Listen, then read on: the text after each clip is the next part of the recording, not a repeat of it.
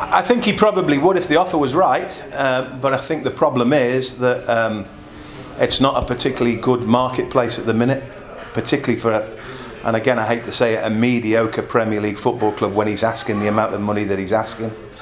I think the problem that, I don't know if it's a problem that he's got, because he's an established enough businessman, so he should really know. But I think, I think what you have to realise is that there's a great deal of potential at Newcastle United, but it is overpriced.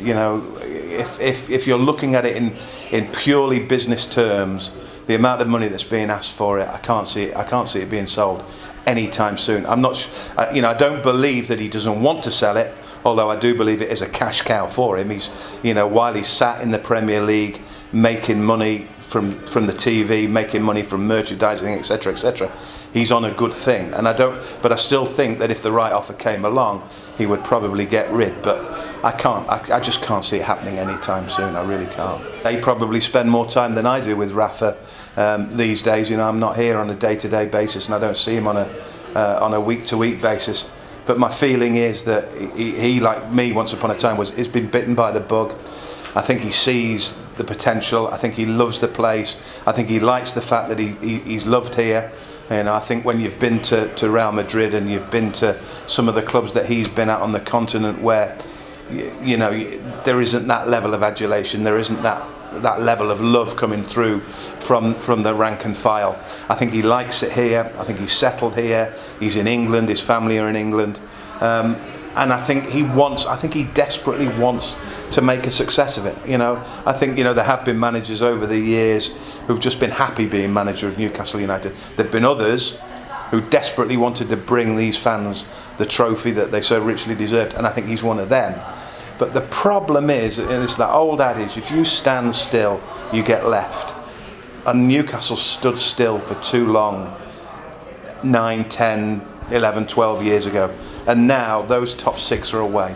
And even if somebody comes in as a new investor, they would have to come in and invest millions and millions for Newcastle to be a contender again, which again makes it difficult for Ashley to sell it, and B, makes it difficult for Rafa to probably think realistically, I can win something with this football club.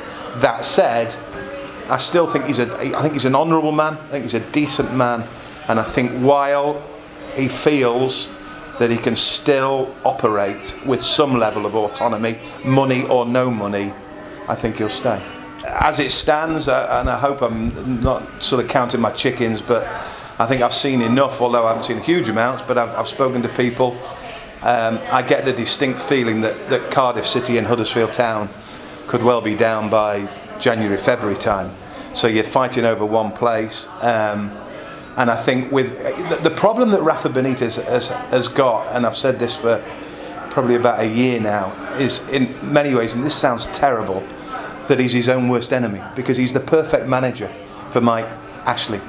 Ashley knows he can throw no money at him, he can give him no resources, he can give him no new players, and Rafa Benitez will still make, what's the saying, a silk purse out of a sow's ear. He'll still make the most of what he's got. I mean, last season, how he got them to 10th, I mean, a lot of that was to do with the mediocrity of that middle band in the Premier League. But even though that's improved to a degree this season, I still don't see them seriously threatened. They need to start picking up points, they need to start winning games, obviously.